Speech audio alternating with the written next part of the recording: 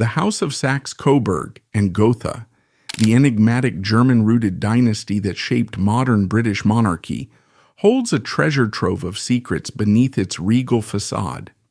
Renamed the House of Windsor in 1917, amid World War I's anti-German fervor, this lineage traces back to the House of Welf through the Hanoverians, ascending to the throne with Edward VII in 1901 and continuing under George V. As per Encyclopedia Britannica, their rule marked Britain's imperial zenith, boasting a fortune estimated at $1 to $2 billion from crown lands, colonial trade, and savvy investments, according to Forbes. Yet, behind the grandeur lie shadowy tales rivaling Europe's most scandalous dynasties. Edward VII's era, known for artistic patronage and the 1904 Entente Cordiale, concealed royal affairs and suppressed health crises, echoing the madness of Hanover's George III or the paternity scandals of Monaco's Grimaldis. George V's establishment of the Order of the British Empire masked wartime espionage intrigues that could rewrite history books. Unlike fleeting fortunes of families like the Goulds, the Saxe-Coburg and Gotha's influence endured through strategic rebranding, akin to the Grosvenor's lasting legacy. Dive into these Saxe-Coburg and Gotha secrets, royal scandals, hidden health woes, and espionage plots that expose the true underbelly of Britain's royal family. From imperial peaks to World War I's onset, uncover how this dynasty's mysteries continue to captivate historians and royal enthusiasts alike. From new money to old money, the House of Saxe-Coburg and Gotha's German electoral wealth arrived in Britain as what could be described as new money, much like the frontier ventures of Mary Brickell, who transformed undeveloped Florida land into a prosperous empire through real estate developments and railroad expansions in the late 19th and early 20th centuries.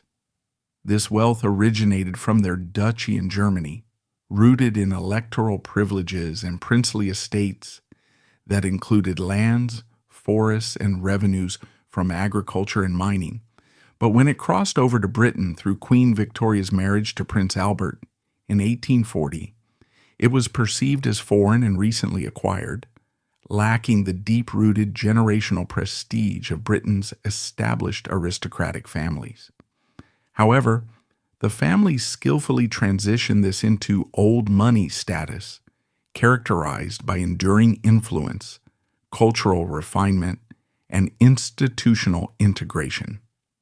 This shift involves several key strategies: royal consolidation through diplomacy and leadership, cultural patronage to build lasting legacies, strategic marriages to forge elite alliances, exploitation of colonial wealth for financial foundations, and navigation of wartime scandals despite contested legitimacy.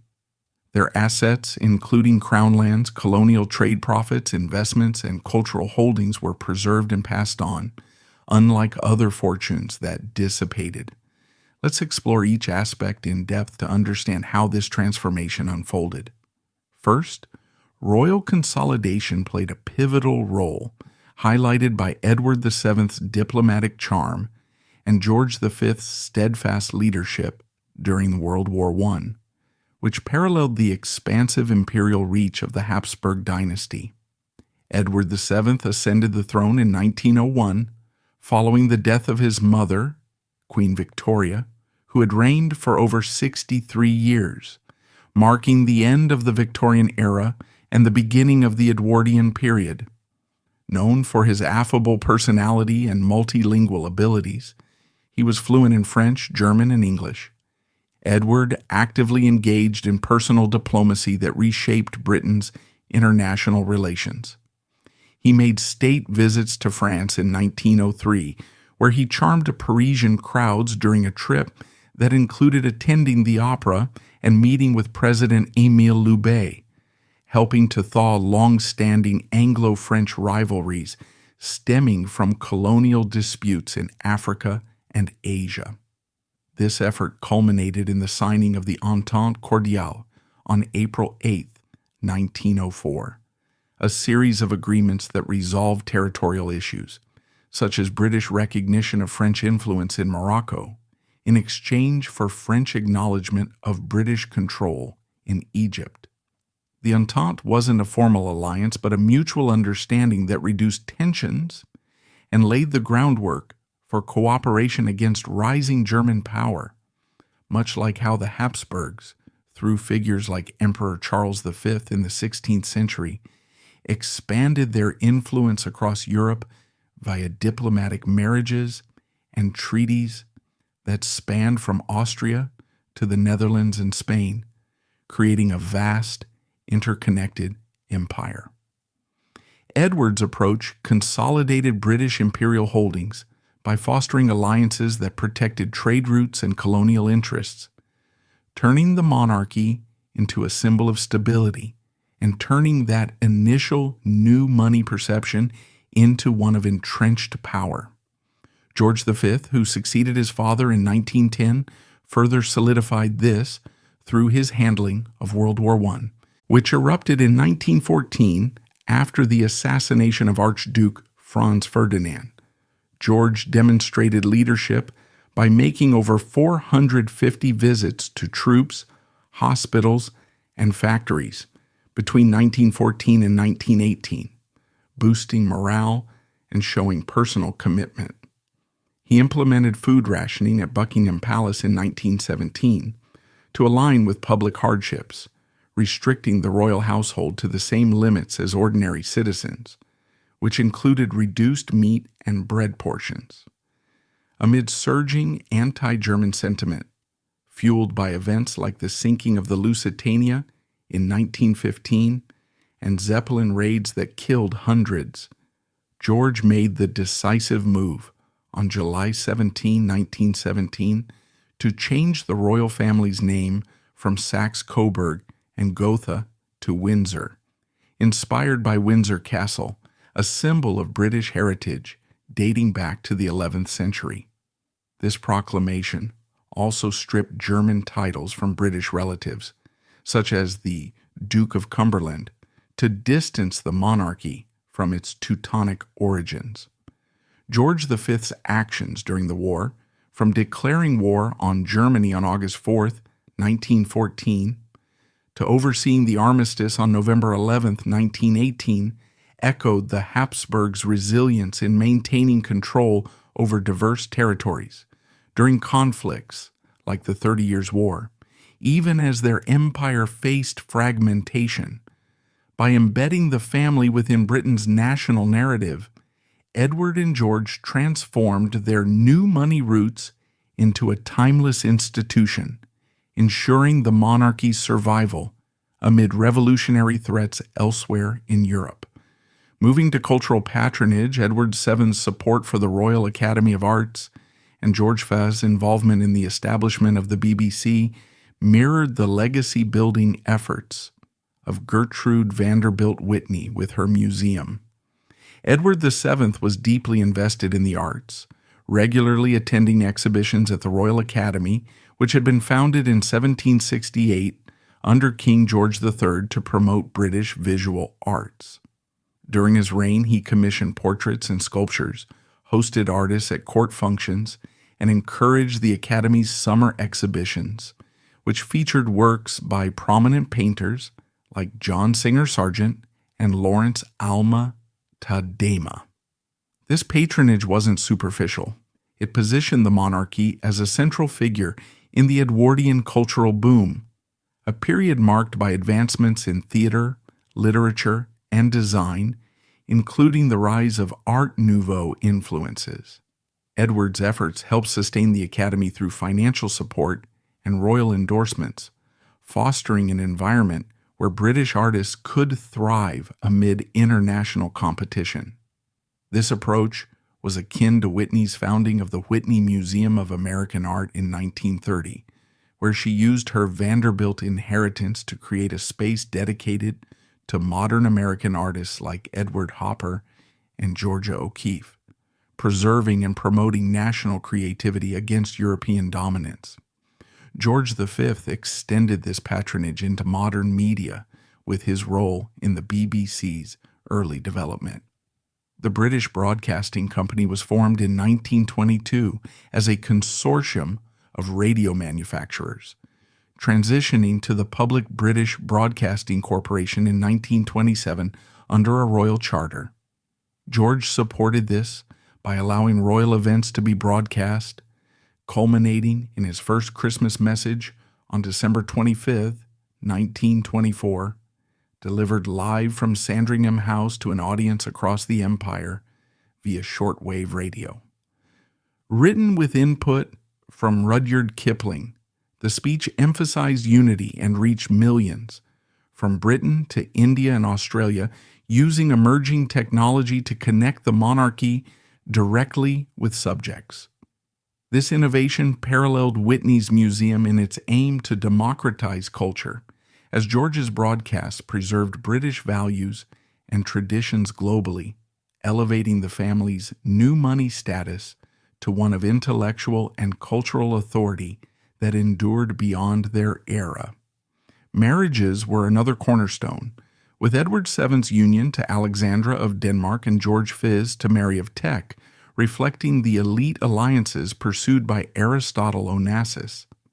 Edward married Alexandra on March 10, 1863, at St. George's Chapel in Windsor Castle, a ceremony attended by European royalty and marked by elaborate decorations, including floral arches and a choir performance.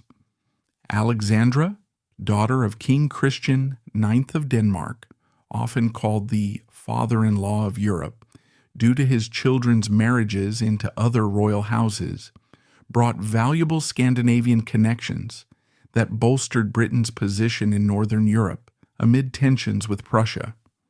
Despite Edward's well-known extramarital affairs, Alexandra's grace, charitable work, such as founding hospitals and supporting the Red Cross, and popularity with the public helped stabilize the marriage, which produced 6 children, including George V and Maud, who became Queen of Norway. This strategic match blended bloodlines and diplomatic ties, similar to Onassis's first marriage in 1948 to Athena Livanos, daughter of a Greek shipping magnate, which expanded his business empire, and his second in 1968 to Jacqueline Kennedy, widow of U.S. President John F. Kennedy, which elevated his social standing in American and international circles. George V's marriage to Mary of Teck on July 6, 1893, at the Chapel Royal in St. James's Palace was equally deliberate. Mary, born in Kensington Palace in 1867 with German heritage through her mother, Princess Mary Adelaide of Cambridge, was initially engaged to George's elder brother, Prince Albert Victor, who died of pneumonia in 1892. The wedding featured a procession through London streets, lined with cheering crowds, and Mary's gown of silver brocade symbolized continuity. The couple had 6 children, including Edward VIII, who abdicated in 1936, and George VI, father of Queen Elizabeth II. Mary's sense of duty shone during World War I, where she visited wounded soldiers and organized relief efforts, providing stability amid crises. Like Onassis's alliances, which leveraged marriages for access to wealth and influence, these royal unions integrated the Saxe-Coburg and Gotha into Britain's elite fabric, shedding their outsider image for old money legitimacy. Colonial wealth was the economic engine drawn from the East India Company and African colonies, rivaling William Randolph Hearst's mining fortunes. Although the East India Company was dissolved in 1874, following the Indian Rebellion of 1857, its legacy persisted into Edward VII's and George V's reigns through 1898 ongoing trade in spices like pepper and cinnamon, tea from Assam plantations, and textiles such as cotton and silk, which generated millions in revenue via the British Raj. By 1901, India's economy contributed significantly to Britain's treasury, with railways built under colonial rule facilitating export of raw materials. In Africa, diamond mines in South Africa, discovered in Kimberley in 1867 and expanded in the Transvaal, boomed after the Second Boer War, 1899 to 1902, which ended during Edward's reign. Companies like De Beers, founded by Cecil Rhodes in 1888, controlled production, and the monarchy benefited indirectly through taxes, crown revenues, and gifts like the Cullinan diamond, presented to Edward VII in 1907 as the largest rough diamond ever found at 3,106 carats, later cut into pieces for the royal regalia. George V managed these assets post-war, incorporating them into the empire's economy amid decolonization pressures. This wealth mirrored Hearst's gains from the Homestake mine in South Dakota, discovered in 1876, which produced gold worth billions and funded his media empire, including newspapers like the San Francisco Examiner. For the Saxe-Coburg and Gotha, colonial riches provided the bedrock to evolve from new money to enduring prestige.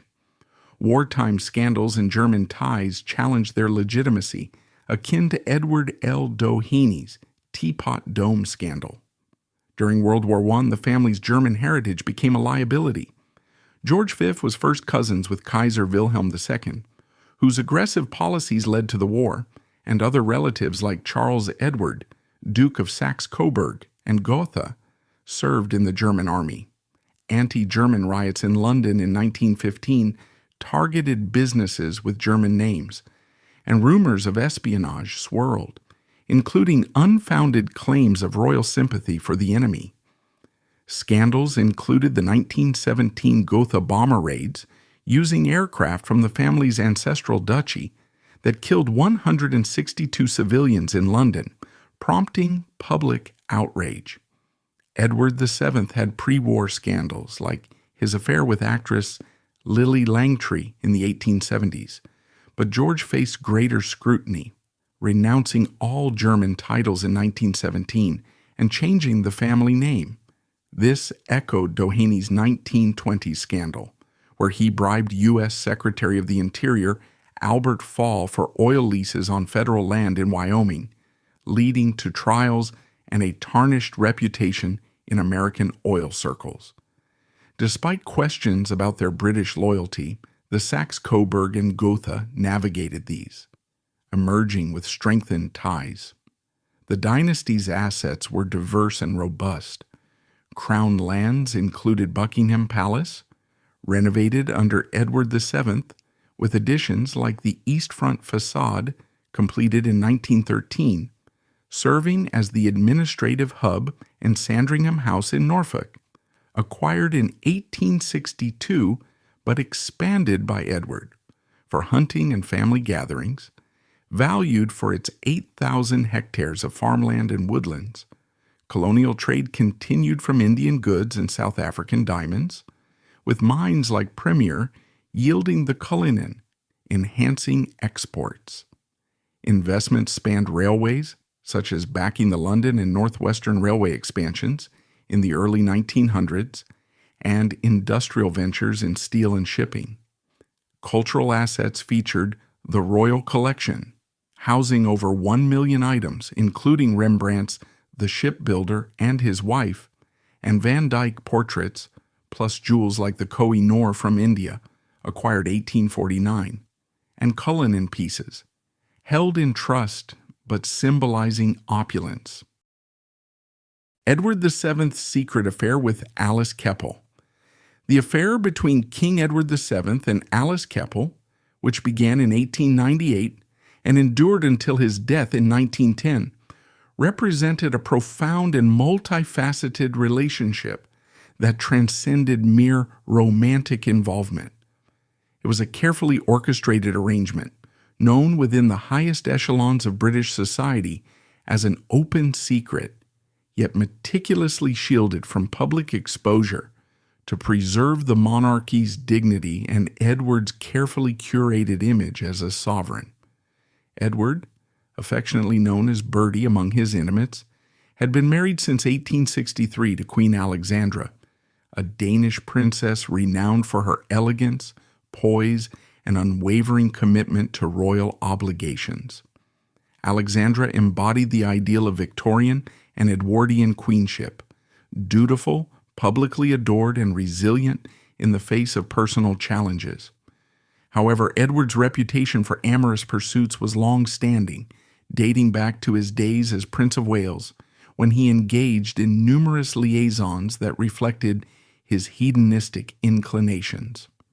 The relationship with Alice Keppel stood out not for its novelty, but for its depth, longevity, and the strategic discretion with which it was managed, ensuring it never erupted into a scandal that could undermine the throne. Alice Keppel was far from an incidental figure in this narrative. She was a woman of exceptional social prowess and intellect, whose background prepared her perfectly for the role she would assume in Edward's life. Born Alice Frederica Edmonstone on April 29, 1868, at Duntreath Castle in Scotland, she was the youngest of 9 children in a family of minor aristocracy. Her father, Sir William Edmonstone, was a retired admiral and a baronet, while her mother, Mary Elizabeth Parsons, hailed from a family with colonial ties. Growing up in a household that valued education and social connections, Alice developed a keen wit, charm, and an innate ability to navigate the complexities of high society. By the age of 23 in 1891, she had married George Keppel, a lieutenant in the Gordon Highlanders and the younger son of the 7th Earl of Albemarle. George was a handsome, affable man, but his military career and modest income meant the couple often relied on Alice's resourcefulness to maintain their lifestyle. Historians note that George was remarkably tolerant of his wife's relationship with Edward, perhaps viewing it as a pragmatic arrangement that brought financial stability and social elevation to their family. Indeed, Edward's generosity extended to the Keppels, providing them with allowances, residences, and opportunities that elevated their status. Alice's charm was legendary. She possessed a vivacious personality, striking beauty with her auburn hair and lively eyes, and a talent for making others feel valued and at ease. She was not merely decorative. Alice was articulate, well-read, and politically astute, qualities that made her an ideal companion for Edward, who often sought intellectual stimulation alongside emotional and physical intimacy. Their affair commenced in February 1898, when Alice, then 29, was introduced to the 56-year-old Prince of Wales at a dinner party hosted by the Marchioness of Londonderry. Edward was immediately captivated by her poise and conversation, and what began as flirtation quickly evolved into a committed relationship. Unlike his previous mistresses, such as Lily Langtry, the Jersey Lily, or Daisy Greville, Countess of Warwick, Alice offered stability and discretion. She became his constant companion, accompanying him on yachting trips aboard the Royal Yacht Britannia, attending shooting parties at Sandringham, and even joining him on foreign travels, all under the guise of social propriety. This arrangement was not unprecedented in royal history, where monarchs frequently maintained mistresses as a matter of tradition and personal fulfillment.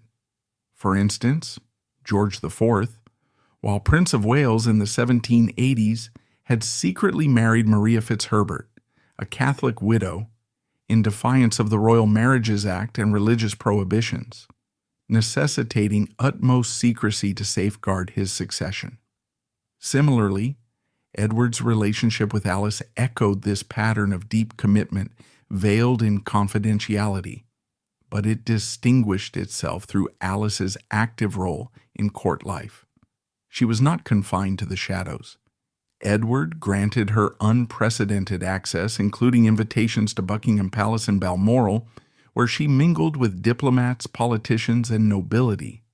This unofficial VIP pass, as it might be termed in modern parlance, allowed Alice to operate as a de facto member of the royal entourage, influencing social dynamics and even subtle political maneuvers. The success of this affair hinged on a delicate balance of complicity and discretion, particularly within Edward's marriage to Alexandra. On the surface, their union appeared unassailable. Married for over 3 decades by 1898, they had produced 6 children, including the future George V, and Alexandra was beloved by the public for her charitable work and dignified demeanor. Yet beneath this facade, the marriage had long been strained by Edward's infidelities and Alexandra's partial deafness, which isolated her socially. Historical evidence, including private letters and diaries, indicates that Alexandra was fully aware of Alice's role. For example, in correspondence preserved in royal archives, Alexandra alluded to Edward's companions with a resigned acceptance, understanding that confronting the issue publicly would invite scandal and destabilize the monarchy. Still recovering from Queen Victoria's prolonged reign, Alexandra's tolerance was pragmatic. She prioritized the institution over personal grievances, even forming a cordial, if distant, relationship with Alice. A poignant illustration of this came on Edward's deathbed in May 1910, when Alexandra summoned Alice to Buckingham Palace, allowing her a final private farewell, a gesture that underscored the Queen's magnanimity and the affair's entrenched place in royal life. Beyond the personal sphere, the affair manifested as a significant court phenomenon, with Alice emerging as an influential figure in Edwardian society.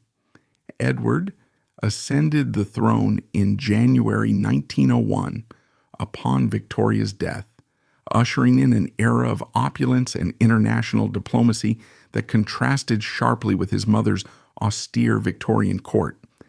Alice fit seamlessly into this vibrant milieu, attending state banquets, operas at Covent Garden, and weekend house parties at estates like Blenheim Palace. Her presence was not merely tolerated, but valued. Edward consulted her on matters ranging from fashion trends to interpersonal conflicts among courtiers. Historians, such as those citing Edward's biographer Philip Magnus, suggest Alice played a role in softening Edward's diplomatic style, particularly in fostering the Entente Cordiale with France in 1904. During state visits to Paris, Alice's fluency in French and her charm helped ease tensions, charming figures like President Émile Loubet and facilitating informal discussions that bolstered Anglo-French relations. This was no exaggeration. Alice's social network included influential bankers, politicians, and artists, allowing her to act as a conduit for information and favors. For instance, she reportedly intervened in appointments, such as recommending candidates for knighthoods or civil service positions, always with Edward's implicit approval. To delve deeper into the intricacies of this relationship, primary sources like Alexandra's diaries and Alice's correspondence provide invaluable insights. Alexandra's journals, housed in the royal archives at Windsor Castle, reveal subtle entries expressing quiet sorrow over Edward's absences, but also a philosophical acceptance, noting in 1851-1905 passage how companionship eases the burdens of state. Alice's letters to Edward, some of which survived and were later published in edited forms, brim with affection and advice. In a 1902 missive, she urged him to prioritize rest amid his coronation preparations, signing off as "your devoted A." These documents illuminate the emotional depth of the affair. Alice served as Edward's emotional anchor during stressful periods, such as the Boer War, 1899 to 1902, where she offered solace amid public criticism of his lifestyle. Imagining a letter where Alice confesses her fears for Edward's health, or Alexandra hints at her knowledge, adds layers to the love triangle, portraying it as a functional, if unconventional, arrangement where all parties prioritized stability. Comparisons to other royal scandals further contextualize Edward and Alice's story.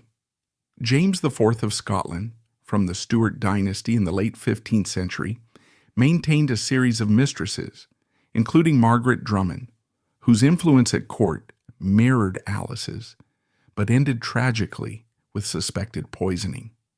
Similarly, Ferdinand II of Aragon, often misremembered as Ferdinand Evora in some accounts, from the Trastamara line, engaged in hidden liaisons amid his marriage to Isabella of Castile, blending passion with political intrigue. Edward's affair stands apart due to its acceptance in private aristocratic circles.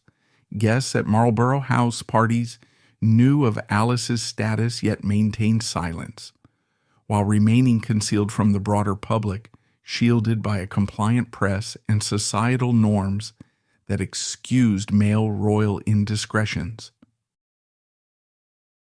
German ties and suppressed anti-German sentiment. The British royal family's deep-rooted German connections during World War I posed a significant threat to their public image and the stability of the monarchy, leading to concerted efforts to suppress any association that could fuel the rampant anti-German sentiment sweeping the nation. At the heart of this issue was the House of Saxe-Coburg and Gotha, the official name of the royal family since 1840, when Queen Victoria married Prince Albert of Saxe-Coburg and Gotha, a German prince whose lineage traced back to the duchy in Thuringia, Germany. This marriage not only infused the British throne with German blood, but also created a web of familial ties across Europe, including direct relations to the rulers of enemy nations. King George V, who ascended the throne in 1910, was himself a grandson of Prince Albert, and thus carried this German heritage prominently. His father, Edward VII, had been the first British monarch of the Saxe-Coburg and Gotha line, and George V's own connections were even more immediate. He was first cousins with Kaiser Wilhelm II of Germany, the aggressive leader whose policies propelled Europe into war, and with Tsar Nicholas II of Russia, whose alliance with Britain complicated family dynamics further. These ties were not distant historical footnotes, but living relationships that had been nurtured through letters, visits, and shared royal events in the pre-war years, making them a potential powder keg in a time of intense nationalistic fervor. As World War I erupted in 1914, Britain found itself in a brutal conflict with Germany, and public sentiment turned viciously against anything perceived as Teutonic. Anti-German hysteria manifested in widespread acts of vandalism, social ostracism, and even violence. German-owned shops in cities like London and Liverpool were looted and smashed, with crowds chanting patriotic slogans while destroying property. People with German-sounding surnames faced harassment, job loss, and sometimes physical assaults. Some changed their names to sound more British, such as the Battenbergs, who became Mountbattens in 1917. Everyday items were rebranded to purge German influences. Sauerkraut became Liberty Cabbage. Dachshunds were renamed Liberty Pups. And even German shepherd dogs were temporarily called Alsatians to distance them from their origins. This wave of xenophobia extended to cultural symbols. Orchestras avoided playing works by Beethoven or Wagner, and German books were burned in public bonfires. The government fueled this through propaganda, with posters depicting Germans as barbaric Huns committing atrocities in Belgium, further inflaming public rage. Internment camps were established for thousands of German and Austrian civilians living in Britain, including longtime residents, under the Aliens Restriction Act of 1914. Riots broke out in several cities, notably after the sinking of the Lusitania in 1915 by a German U-boat, which killed 1,198 civilians and intensified hatred. In London alone, over 200 German businesses were attacked in one night of riots, with police struggling to contain the mobs. This environment made the royal family's German surname and connections a glaring liability, one that could erode public loyalty to the crown at a time when national unity was paramount for the war effort. King George V, acutely aware of these dangers, navigated a precarious path to distance the monarchy from its German origins, while maintaining the facade of unassailable British patriotism. Buckingham Palace became a hub of anxiety over how these ties might be perceived. George V's personal correspondence reveals a man torn between family loyalty and political necessity. Although direct letters between George V and Kaiser Wilhelm II are scarce compared to the famous Willie-Nicky telegrams exchanged between Wilhelm and Nicholas II in the lead-up to the war, where Wilhelm urged Nicholas to avoid mobilization, the existing records show George V maintaining a cautious diplomatic tone in family communications. For instance, pre-war letters preserved in royal archives highlight shared family concerns, such as health updates and condolences. But during the war, these exchanges dwindled as the conflict deepened. One notable example is a 1914 letter from George V to his cousin Nicholas II, expressing horror at the war but avoiding direct mention of Wilhelm, perhaps to prevent any leaked correspondence from being twisted into evidence of sympathy for the enemy. Historians have uncovered evidence that the royal household actively monitored and censored outgoing communications to prevent any slip that could be exploited by the press or anti-monarchist agitators. Government advisors, including Prime Minister H. Asquith and later David Lloyd George, collaborated with the palace to quash rumors. Public records from the time, such as Home Office memos, indicate instructions to newspapers to avoid highlighting the king's German relatives, with editors warned under the Defense of the Realm Act, DORA, of 1914, which allowed for censorship of sensitive information.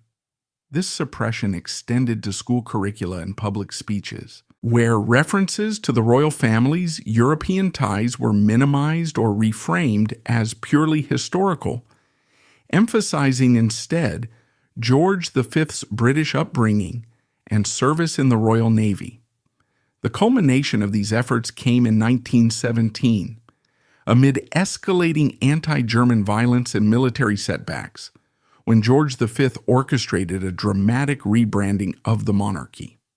On July 17, 1917, he issued a royal proclamation renouncing all German titles and dignities held by members of the royal family and changing the house name from Saxe-Coburg and Gotha to Windsor, inspired by Windsor Castle, a symbol of enduring British heritage dating back to the 11th century. This was no impulsive decision. It followed months of internal deliberations documented in cabinet papers and private diaries. Lord Stamfordham, George V's private secretary, played a key role, suggesting Windsor as a quintessentially English name after rejecting alternatives like Plantagenet or Tudor. The proclamation stated, "We, out of our royal will and authority, do hereby declare and announce that as from the date of this, our royal proclamation, our house and family shall be styled and known as the House and Family of Windsor." Relatives followed suit. Prince Louis of Battenberg became Marquess of Milford Haven, shedding his German surname. This move was timed perfectly, coinciding with the Gotha bombing raids on London by German aircraft, named after the royal family's own duchy, which killed 162 people in June 1917 and sparked fresh outrage. The name change was a masterstroke of public relations, deflecting criticism and reinforcing the monarchy's alignment with British identity. Newspapers like the Times praised it as a patriotic act, and public approval surged, with crowds cheering outside Buckingham Palace. However, behind the scenes, it was a calculated cover-up, burying the German roots that had defined the dynasty for nearly 8 decades. This suppression of German ties was not merely symbolic, but involved active concealment of historical records and personal connections. The royal archives at Windsor Castle hold vast collections of correspondence, but access to materials from the 1910s and 1920s remains restricted, with historians like Karina Urbach noting that documents post-1918 are often off-limits, suggesting a deliberate effort to control the narrative. For example, letters between George V and his German relatives, including Wilhelm II, could reveal nuanced sentiments, perhaps expressions of regret over the war or pleas for family mercy, that might humanize the enemy in the public's eyes. One surviving snippet from a 1918 letter shows George V expressing sorrow over the abdication of Wilhelm II after Germany's defeat. But such documents are rare and heavily curated. Public records, such as those from the Foreign Office, indicate that British diplomats were instructed to downplay royal family visits to Germany in pre-war years, where George V and Wilhelm II had attended events like yacht races, at cows or family weddings. The government's weeders, teams tasked with sifting through captured German documents post-war, ensured that any embarrassing revelations were suppressed. This mirrored broader wartime censorship, where Dora empowered authorities to jail journalists for publishing disloyal content, effectively silencing discussions of the king's cousinly bond with the Kaiser. The effort extended to education and media. History books were revised to emphasize the monarchy's Anglo-Saxon roots, omitting details of Victoria's German-speaking household or Albert's influence on British culture, such as introducing the Christmas tree tradition from Germany. The royal family's German connections were part of a larger pattern in European history where monarchs concealed inconvenient alliances to preserve power. Consider the Hohenzollern dynasty in Germany, to which Kaiser Wilhelm II belonged. The Hohenzollerns, originating from Brandenburg, Prussia, had long pursued aggressive expansion, including secret naval deals under Wilhelm II to challenge British sea power. In the early 1900s, Wilhelm's Weltpolitik involved covert agreements with arms manufacturers and alliances with Austria-Hungary, hidden from public scrutiny to avoid international backlash. These were controversial, much like George V's family ties, and required careful management to prevent domestic unrest. Wilhelm's obsession with building a high-seas fleet was partly funded through shadowy financial channels, echoing the British royals' need to obscure their shared bloodline. Similarly, the House of Savoy in Italy provides a parallel of survival through suppression. Ruling from 1861 until 1946, the Savoys allied with Benito Mussolini's fascists in the 1920s to retain power despite public opposition. King Victor Emmanuel III endorsed the March on Rome in 1922, suppressing evidence of royal descent to maintain the facade of unity. Post-World War II, the family faced exile, but during the interwar period, they buried records of their fascist pacts, much as the Windsors did with their German heritage. These examples illustrate a royal playbook, rewrite identity, censor records, and prioritize institutional survival over transparency. German disinformation campaign. When a prince was erased to save the throne. In the early 1900s, as Europe teetered on the edge of widespread conflict, the British royal family maintained its grip on a vast empire that spanned the globe. At the center of this narrative stands Prince Louis of Battenberg, a figure whose life and career embodied the complexities of royal lineage and national loyalty. Born on May 24, 1854, in Graz, Austria, to Prince Alexander of Hesse, and by Rhine and his morganatic wife, Julia Hauke, who was created Countess of Battenberg, Louis hailed from a branch of the Hesse-Darmstadt dynasty. This morganatic status meant that his parents' marriage was unequal in rank, preventing the full inheritance of titles and placing the Battenbergs in a somewhat ambiguous position within the rigid hierarchies of European aristocracy. Despite this, the family maintained strong connections to various royal houses across the continent, including ties to the British monarchy through intermarriages.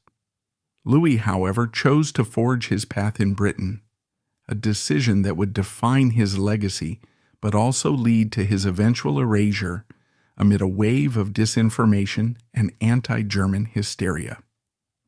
Louis's journey in the British Royal Navy began at the remarkably young age of 14 when he joined as a cadet in 1868. The same year, he became a naturalized British subject. His rapid ascent through the ranks was no accident. It was fueled by exceptional talent, dedication, and a keen intellect that set him apart from his peers. Over the course of his more than 4-decade career, Louis served on numerous vessels, including HMS Inconstant during the Egyptian campaign of 1882, where he demonstrated tactical acumen in naval operations. He held progressively senior positions, such as executive officer on HMS Sultan and captain of HMS Dreadnought in the 1890s, a ship that symbolized Britain's naval prowess. By 1902, he was appointed Director of Naval Intelligence, a role in which he overhauled intelligence gathering and analysis, introducing modern methods that improved the Navy's preparedness for potential conflicts. This was followed by his tenure as Second Sea Lord from 1907 to 1908, where he focused on personnel training and fleet organization, and then as Commander-in-Chief of the Atlantic Fleet from 1908 to 1910, during which he conducted extensive maneuvers to enhance operational efficiency. His crowning achievement came in December 1912, when he was appointed First Sea Lord, the professional head of the Royal Navy, succeeding Sir Francis Bridgeman. In this capacity, Louis worked closely with Winston Churchill, then First Lord of the Admiralty, to mobilize and modernize the fleet in anticipation of war. They implemented reforms such as transitioning from coal to oil-fired engines for greater speed and range, expanding submarine capabilities, and strengthening dreadnought battleship production.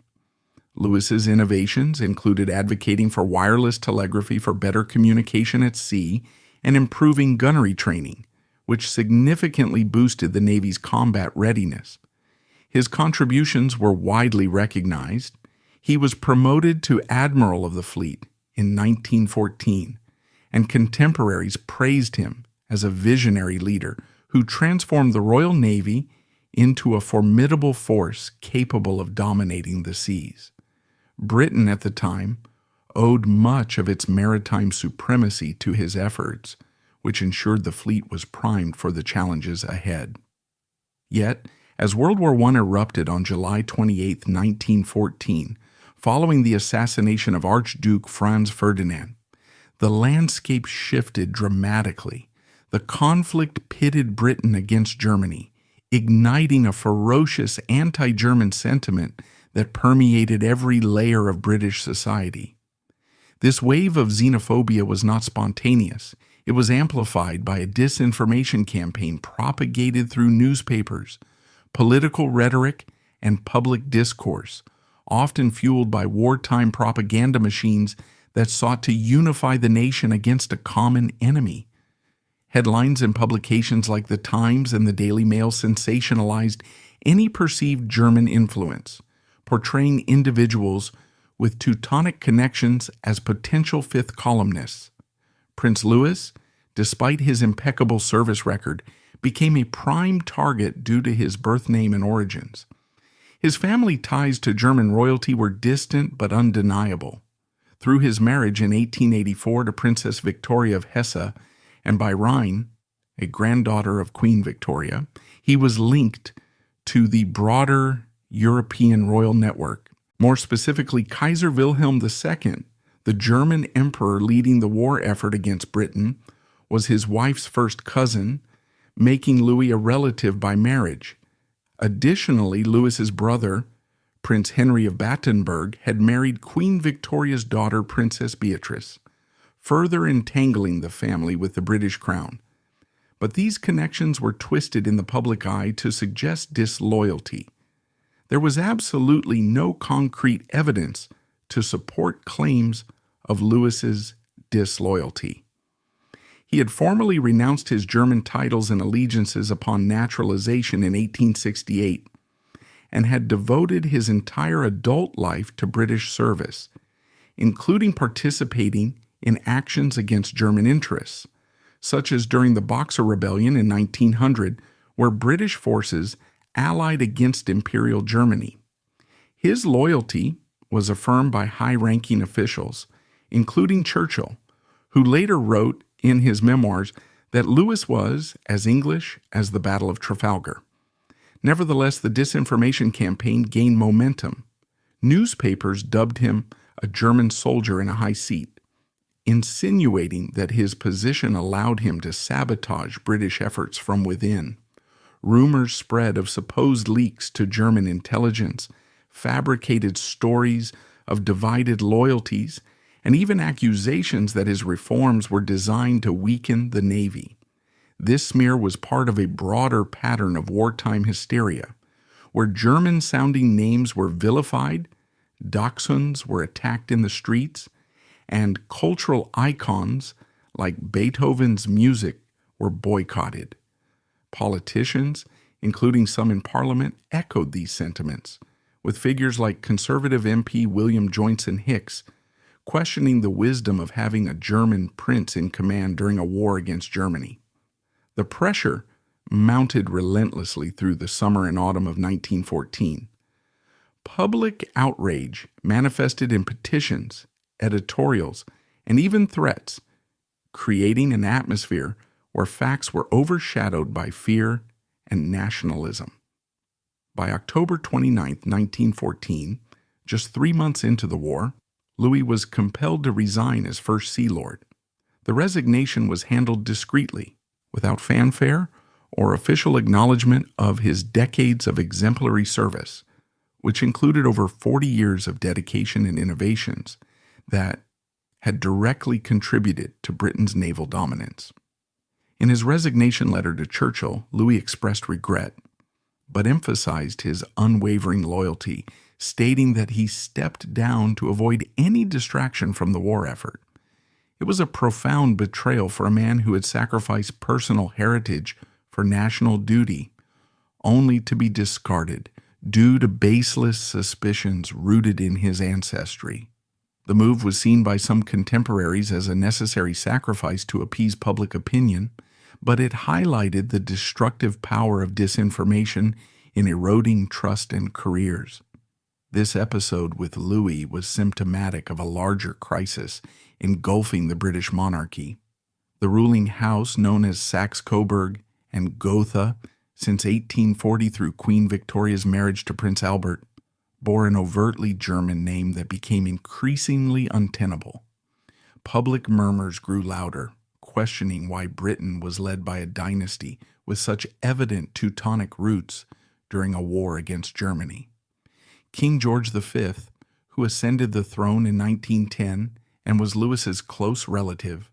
George was Louis's first cousin once removed. Through Queen Victoria faced mounting pressure. George and Louis shared a deep personal bond.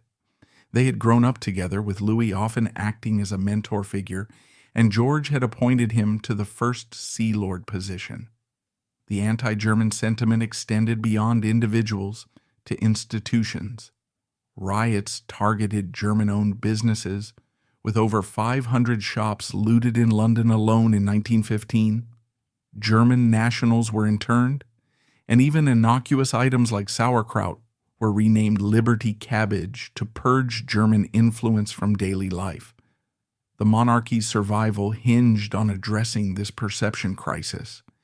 In response, on July 17, 1917, King George V issued a royal proclamation that marked a pivotal rebranding effort. The House of Saxe-Coburg and Gotha was renamed the House of Windsor, drawing from Windsor Castle, a millennium-old symbol of English heritage built by William the Conqueror in the 11th century.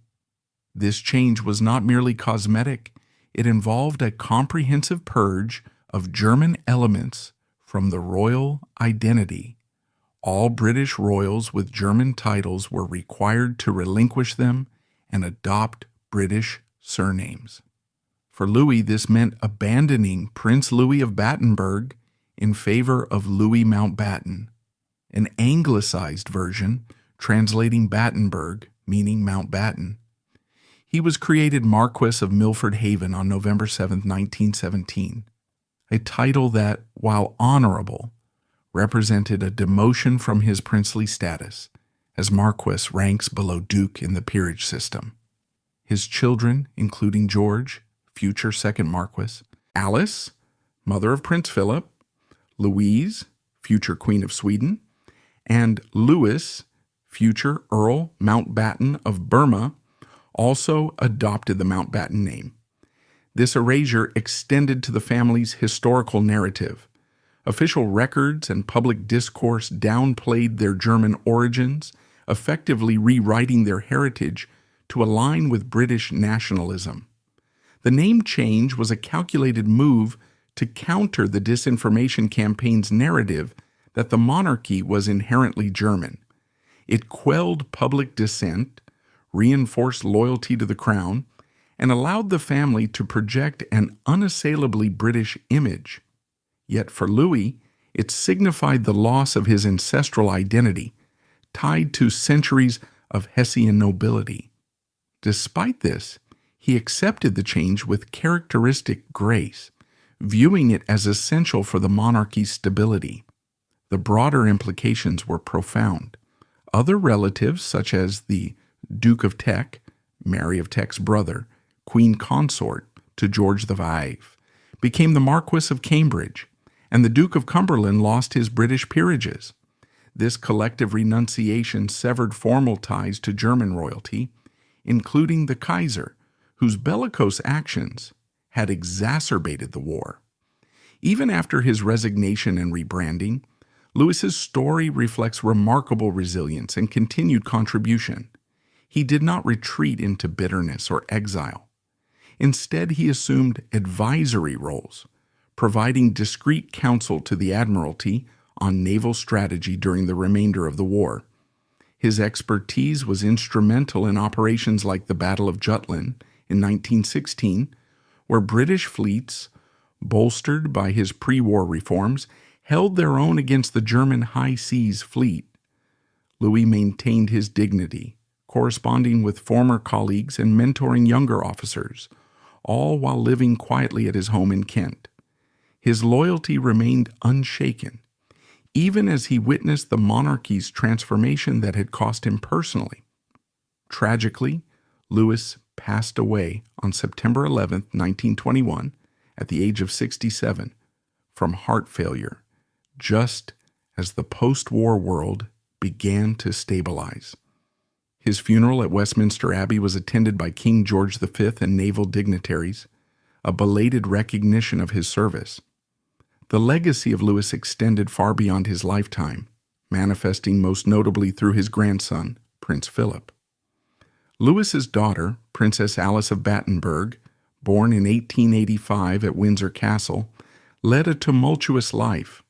She married Prince Andrew of Greece and Denmark in 1903, a union that produced 5 children, including Philip, born on June 10, 1921, in Corfu, Greece. The Greek royal family faced exile after a military coup in 1922, leading to a nomadic existence for young Philip. His parents' marriage dissolved amid hardship. Andrew lived in exile on the French Riviera, while Alice suffered from schizophrenia and was institutionalized in the 1930s. Philip's early years were marked by instability. He attended schools in France, Germany, and Scotland, often relying on relatives for support. It was Louis Mountbatten who emerged as a stabilizing force in Philip's life. Although Louis died shortly after Philip's birth, his influence persisted through family networks, particularly via his son, Louis Dickey Mountbatten, Philip's uncle, who took on a paternal role. However, the foundational values of duty and service that Louis embodied were imparted indirectly. Philip adopted the Mountbatten surname in 1947 upon naturalizing as a British subject, just before marrying Princess Elizabeth, future Queen Elizabeth II, on November 20th, 1947. This choice honored his grandfather's anglicized name, perpetuating the legacy despite the earlier erasure. Philip's naval career mirrored Louis's. He joined the Royal Navy in 1939, served with distinction in World War II, including in the Mediterranean and Pacific theaters, and rose to commander before retiring in 1951 to support Elizabeth's reign. Without Louis's example of resilience and loyalty, Philip's path to becoming consort to Britain's longest reigning monarch might have diverged significantly. Their 73-year marriage, ending with Philip's death on April 9, 2021, symbolized stability, much as Louis had quietly bolstered the monarchy in his time. Reflecting on this saga, Louis's erasure underscores the potency of disinformation campaigns in shaping historical outcomes. The smears against him were not isolated but part of an orchestrated effort to demonize German influences, driven by media barons like Lord Northcliffe, whose papers amplified fears to boost circulation and national unity. This campaign forced the monarchy to adapt radically, sacrificing individuals like Louis to preserve the institution. The costs were personal, loss of identity, status, and recognition. Yet, it ensured survival. The House of Windsor endured through 2 world wars and into the modern era, with Louis's bloodline returning to prominence via Philip and his descendants, including King Charles III. The forgotten Nazi Duke, the dark legacy of Karl Edward, and the secret erasure of the British royal family. Karl Edward, born on July 19, 1884, at Claremont House in Surrey, England, spent his early years immersed in the opulent world of British aristocracy. As the grandson of Queen Victoria through his father, Prince Alfred, Duke of Edinburgh, and a first cousin to the future King George V, he enjoyed a privileged upbringing that included close ties to the royal court. His full name, Charles Edward George Albert Leopold, reflected his royal lineage, and he was styled as Prince Charles Edward of the United Kingdom from birth. Growing up, he attended prestigious institutions like Leamington College and Eton College, where he mingled with the elite of British society. His days were filled with the traditions of English nobility, formal dinners at grand estates, equestrian pursuits, and education in etiquette and governance. With Buckingham Palace as a familiar backdrop and family gatherings that included the most powerful figures in Europe, Karl Edward's life seemed destined for a seamless continuation within the British monarchy's sphere.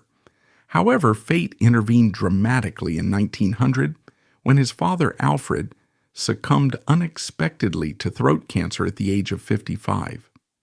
At just 16 years old, Karl Edward was thrust into a new reality, inheriting the title of Duke of Saxe-Coburg and Gotha in Germany, a duchy with deep historical roots in the German Empire. This transition was not merely geographical, it marked a profound shift in identity, pulling him away from his British roots and into the heart of continental European politics. This relocation was far more than a simple change of address across the English Channel. It represented a complete cultural and national upheaval.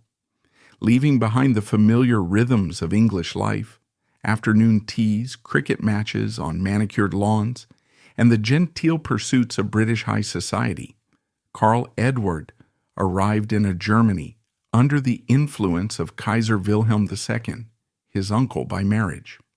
The Duchy of Saxe-Coburg and Gotha, located in Thuringia and Bavaria, was a small but prestigious state with strong ties to the Prussian-dominated German Empire. As the new duke, Karl Edward was expected to embrace German customs, language, and loyalties fully. Despite his British upbringing and the English blood coursing through his veins, he adapted with remarkable zeal. He pursued further education at the University of Bonn and immersed himself in military training, eventually commissioning into the German army. By 1905, he had married Princess Victoria Adelaide of Schleswig-Holstein, solidifying his place in German nobility through a union arranged to strengthen dynastic ties. When World War I erupted in 1914, Karl Edward's allegiance was unequivocally with Germany. Appointed as a general in the German army, though health issues limited his active combat role, he supported the war effort against the Allies, including his native Britain and his cousin King George V. This choice exacerbated family tensions, turning what could have been mere diplomatic strain into a deeply personal rift. The war pitted royal relatives against each other, with Karl Edward overseeing operations from afar while British forces battled German troops in the trenches. It was a stark illustration of how national loyalties could fracture even the closest blood bonds, etching a chapter of familial discord into the annals of history. The aftermath of World War I, with its devastating toll of millions dead and empires crumbling, might have prompted many aristocrats to retreat into obscurity. For Karl Edward, however, it was a catalyst for deeper engagement with radical politics. The Treaty of Versailles in 1919 imposed harsh penalties on Germany, including territorial losses, massive reparations, and military restrictions, fueling widespread resentment and economic hardship. In November 1918, the German Revolution forced Karl Eduard to abdicate his ducal throne, transforming him from a ruling sovereign into a private citizen amid the chaos of the Weimar Republic. Rather than withdrawing, he gravitated toward extremist groups that promised to restore Germany's glory. As early as the 1920s, he provided moral and financial support to violent far-right paramilitary organizations, such as the Freikorps, which suppressed leftist uprisings and sowed seeds of instability. His first meeting with Adolf Hitler occurred on October 14, 1922, at a nationalist event in Coburg, where he was impressed by the future Führer's charisma and vision. By the early 1930s, Karl Eduard had fully embraced the National Socialist German Workers' Party, NSDAP, formally joining in March 1933, shortly after Hitler became Chancellor. This was no peripheral affiliation. He received a membership number and plunged into the heart of the Third Reich's apparatus. His aristocratic status lent legitimacy to the regime, helping to attract other nobles and conservatives to the Nazi cause, Karl Edward's involvement extended beyond mere membership, positioning him as a key figure in propagating Nazi ideology through various institutions. One of his most prominent roles was with the German Red Cross, an organization that, under Nazi control, deviated far from its humanitarian origins. Appointed as its president on December 1, 1933, a position he held until 1945, Karl Edward oversaw its transformation into an instrument of Nazi propaganda and policy. What appeared on the surface as a charitable entity was repurposed to advance eugenics, racial hygiene, and military preparedness. The Nazi Red Cross promoted blood donation drives framed in terms of Aryan purity, trained personnel for wartime duties aligned with the regime's expansionist goals, and even facilitated the euthanasia programs by transporting disabled individuals to killing centers. Karl Edward, with his international connections, helped mask these activities under a veneer of legitimacy, traveling abroad to portray the organization as benevolent. Complementing this was his engagement with the National Socialist People's Welfare, NSV, or Volkswohlfahrt, the Nazis' primary social welfare body. Established to consolidate control over charity and relief efforts, the NSV displaced independent organizations and indoctrinated recipients with Nazi ideology. As a high-ranking supporter, Karl Edward contributed to its operations, which included winter relief campaigns that doubled as propaganda spectacles, featuring swastika-adorned collection tins and rallies. These efforts not only provided aid but also reinforced the regime's grip on society, portraying Hitler as a paternal figure while marginalizing Jews and other undesirables from assistance. Furthermore, Karl Edward held honorary membership and rose to the rank of Obergruppenführer in the Sturmabteilung, SA, the Nazis' paramilitary force known for its brown-shirted thugs. The SA played a crucial role in Hitler's ascent, orchestrating street violence, boycotts against Jewish businesses, and the infamous Kristallnacht pogrom in 1938.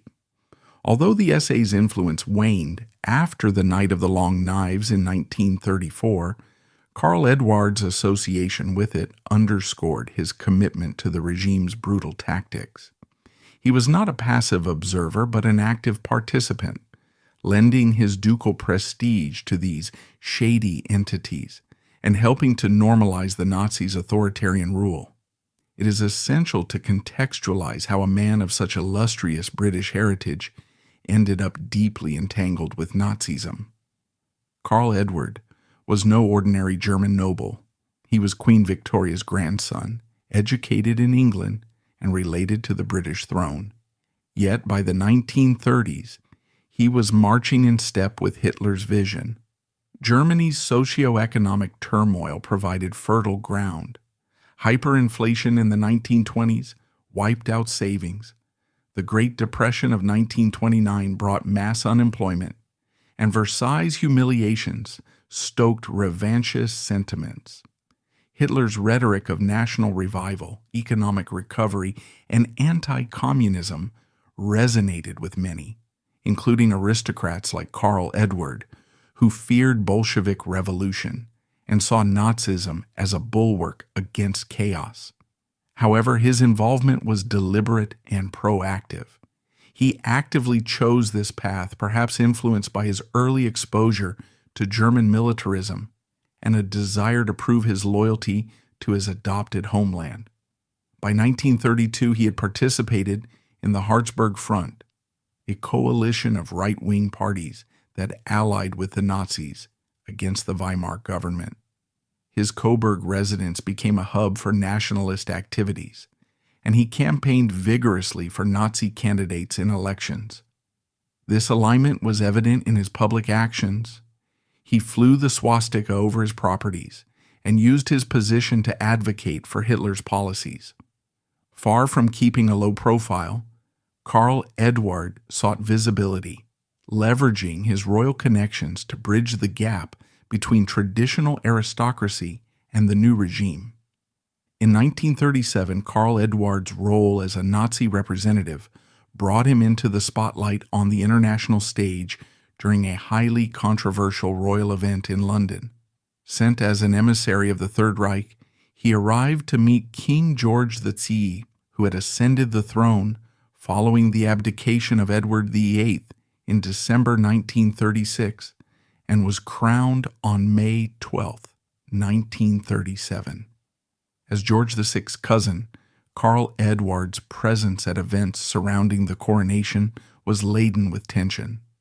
Dressed in attire that symbolized his Nazi affiliations, he shook hands with the British monarch, an interaction that symbolized the awkward intersection of family ties and ideological chasms. The visit sparked whispers in the press and discomfort among the British establishment. The House of Windsor, which had rebranded from Saxe-Coburg and Gotha in 1917 amid anti-German fervor during World War I, was acutely aware of its Teutonic origins. King George V had proclaimed the name change to affirm British patriotism, yet here was Karl Eduard, a living embodiment of those discarded roots, parading his support for Hitler. The British royals, sensitive to public opinion and the rising threat of fascism, found themselves in a precarious position. Anti-Nazi sentiment was growing, and associating with a figure like Karl Eduard risked tarnishing the monarchy's image. This encounter highlighted the challenges of royal diplomacy in an era of rising totalitarianism, keeping palace advisors vigilant about potential scandals.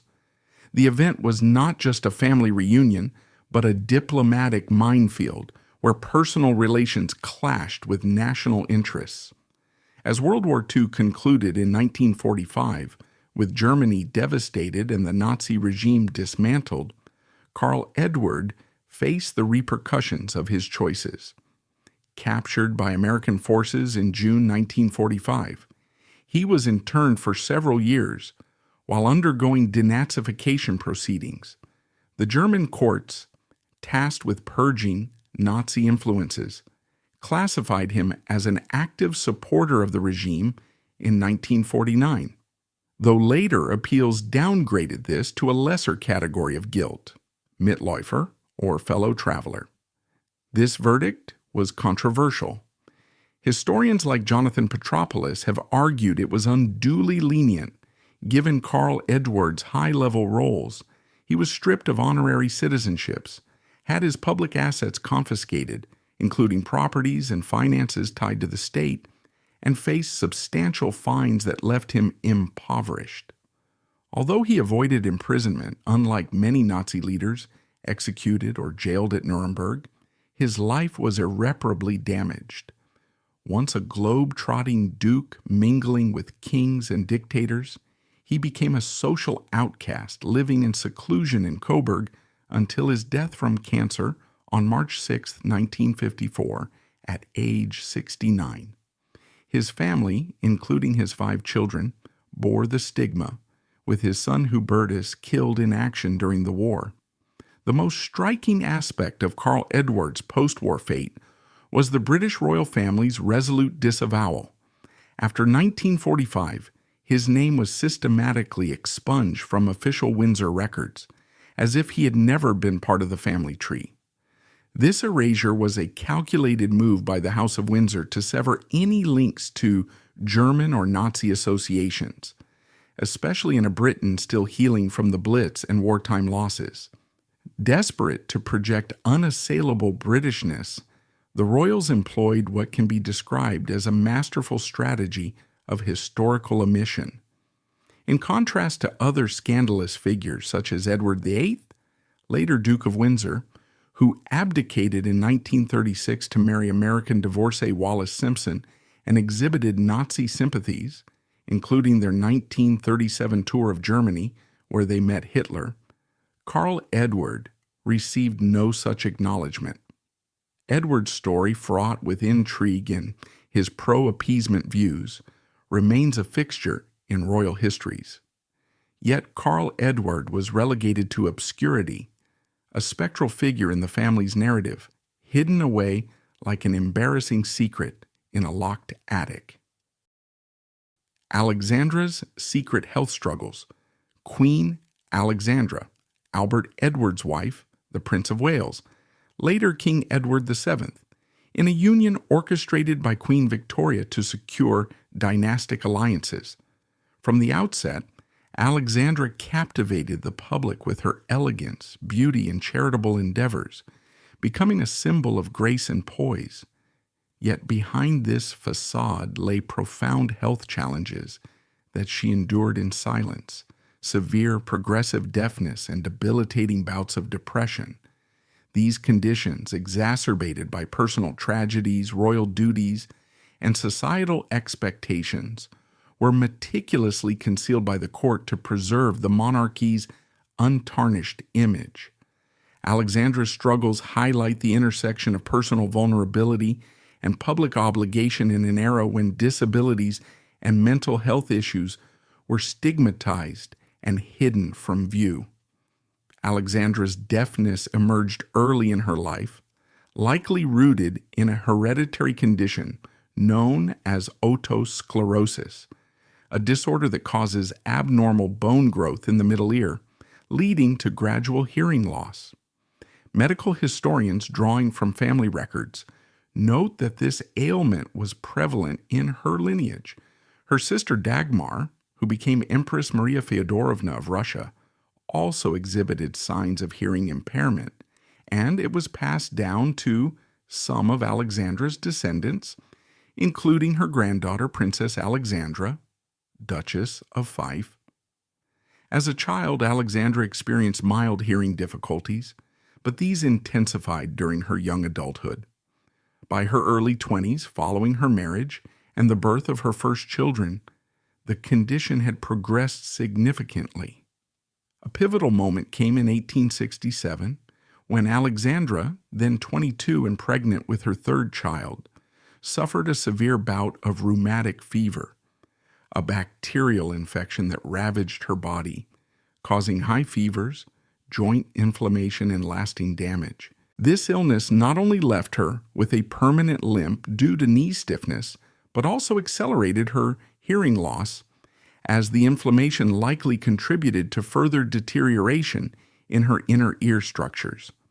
Contemporary medical accounts, though sparse and often euphemistic, describe how the fever accentuated a hereditary deafness, transforming what had been a manageable issue into a profound disability. By the time Alexandra ascended as queen consort in 1901, her deafness was severe, bordering on total in her later years. She struggled to discern conversations in noisy environments, such as state banquets or public gatherings, where the cacophony of voices, clinking silverware, and orchestral music would blend into an indistinguishable hum. In private settings, she relied heavily on lip reading, a skill she honed through persistent practice, though she resisted formal training or visible aids like ear trumpets, which were common but cumbersome devices of the era. These trumpets, often ornate and silver-plated for the elite, were deemed too conspicuous for a queen, as they would draw attention to her impairment. Instead, Alexandra developed subtle coping mechanisms, positioning herself strategically in rooms to face speakers directly, using her keen observational skills to interpret facial expressions and body language, and enlisting trusted ladies-in-waiting to discreetly repeat missed remarks. Her family adapted as well. Her children and husband would speak slowly and clearly when addressing her, though Edward's impatience sometimes led to frustrations. Publicly, her deafness manifested in awkward moments, such as delayed responses during audiences or misheard diplomatic exchanges. But these were swiftly glossed over by courtiers, who attributed them to momentary distractions rather than a chronic condition. The isolation imposed by her deafness was profound, particularly in the social whirl of royal life.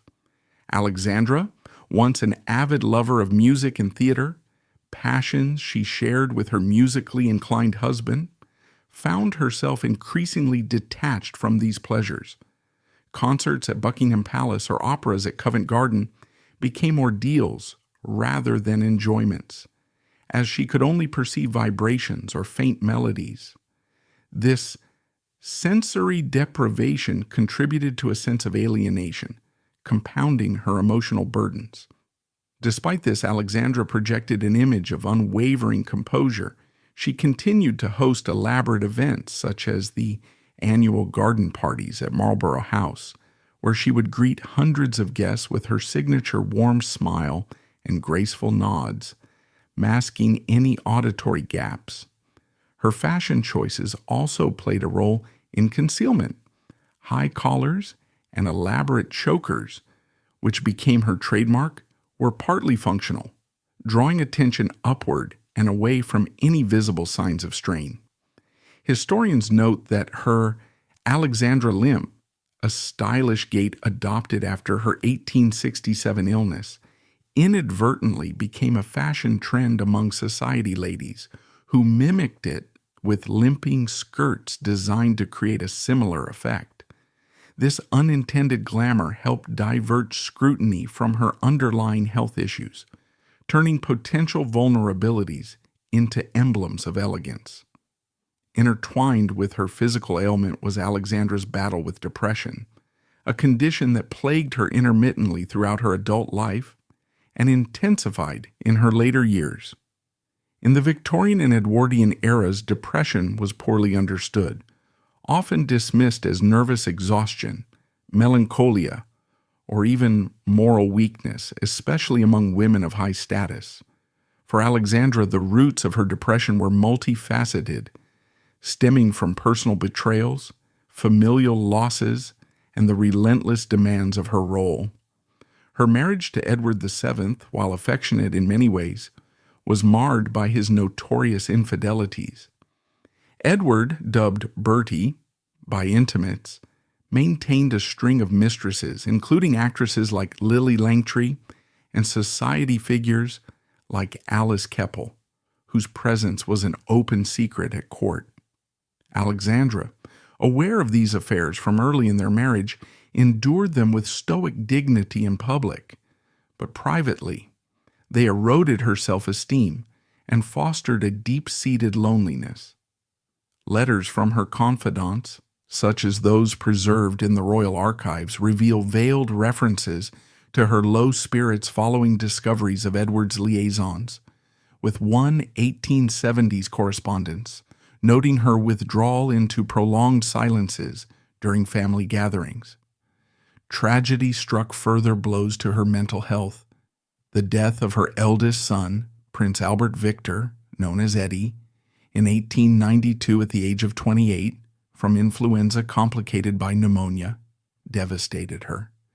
Eddie, the heir presumptive, was her favorite child, and his passing amid rumors of scandal, including unsubstantiated links to the Jack the Ripper case, amplified her grief. This loss echoed the earlier death of her youngest son, Prince Alexander John, who survived only a day after his birth in 1871.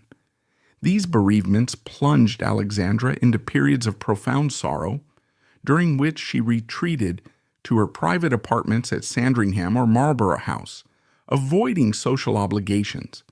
Her depression manifested in symptoms typical of the era's descriptions: insomnia, loss of appetite, pervasive sadness, and a withdrawal from activities she once enjoyed. In her 50s and 60s, as Queen Mother after Edward's death in 1910, her condition worsened, compounded by the isolation of her deafness and the onset of other ailments, including facial paralysis that distorted her features and early signs of dementia. By the 1920s, contemporaries observed her fading memory and confused speech, which historians attribute to vascular issues or the cumulative toll of stress. The royal court orchestrated an elaborate campaign to conceal Alexandra's health struggles, viewing any admission of weakness as a threat to the monarchy's prestige. In an age when the British Empire spanned the globe and the royal family symbolized imperial stability, a queen consort perceived as frail could undermine public confidence. Courtiers, under the direction of figures like Sir Francis Knollys, Edward's private secretary, implemented strategies to maintain the illusion of perfection. For her deafness, public appearances were meticulously planned, speeches were delivered at a deliberate pace, and Alexandra was positioned away from noisy backdrops.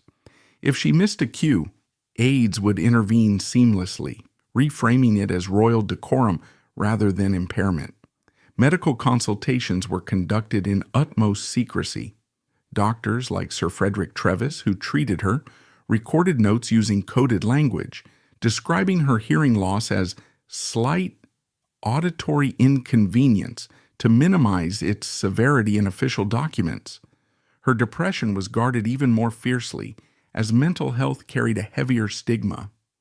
The court promoted a narrative of Alexandra as the radiant queen, emphasizing her charitable work, such as founding the Queen Alexandra's Royal Army Nursing Corps in 1902, and her role as a fashion icon. Diaries from courtiers, including those of Charlotte Knollys, Alexandra's lady-in-waiting, contain cryptic entries about her restful periods or quiet reflections, avoiding direct mentions of emotional distress.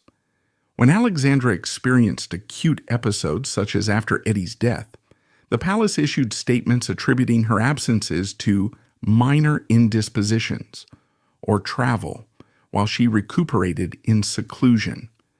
This concealment extended to the press. Edwardian newspapers, deferential to the monarchy, rarely probed beyond surface glamour, though occasional gossip columns hinted at her reclusive tendencies. The court's efforts were so effective that even close family members, like her daughter-in-law Queen Mary, later reflected in private letters on the hidden burdens Alexandra bore without complaint. Comparisons to other royal figures underscore the pattern of concealment. Alexandra's mother-in-law, Queen Victoria, endured severe depression after Prince Albert's death in 1861, retreating into seclusion for years, a period dubbed her widowhood melancholy. Yet Victoria's struggles were reframed as noble grief, not a medical condition, to preserve her authority.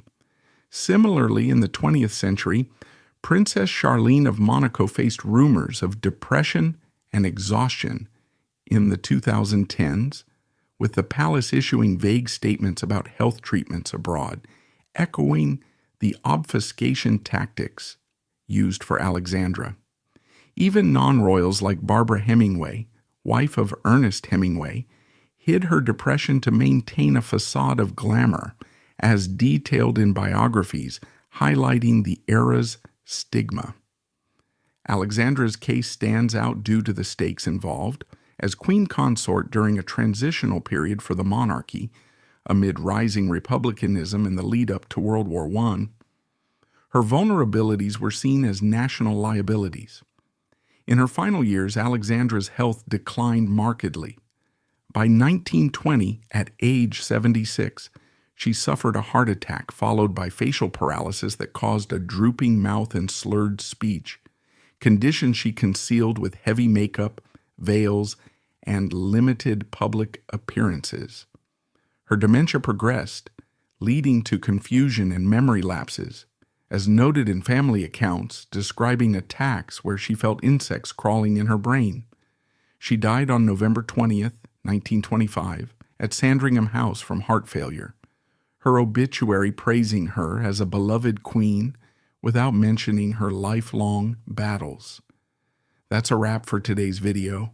If you enjoyed it, smash that like button, drop us a comment below, and don't forget to subscribe so you'll never miss our new content. Thanks for watching.